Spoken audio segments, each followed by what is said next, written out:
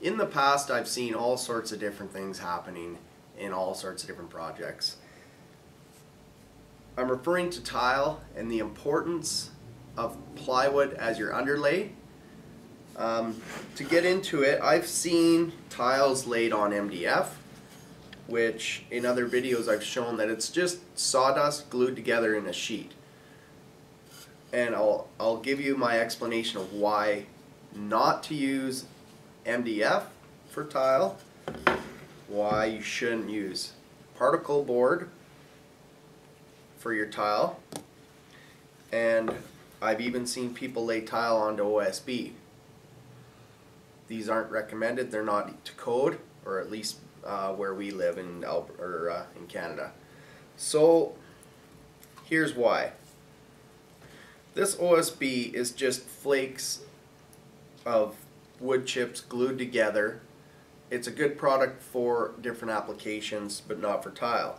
See, when you bond your tile to this surface, all that's really holding the tiles down are these little thin flakes of wood.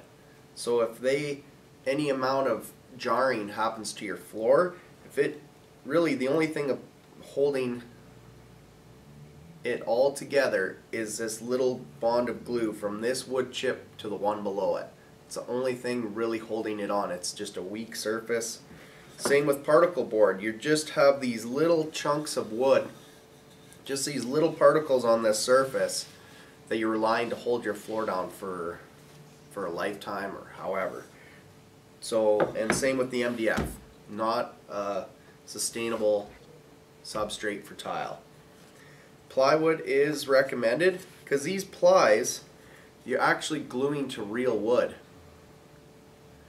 So they have the 3 plies. Now they're all glued together, but it's actually bonded to the whole piece of wood. Like, this is actual wood from a tree.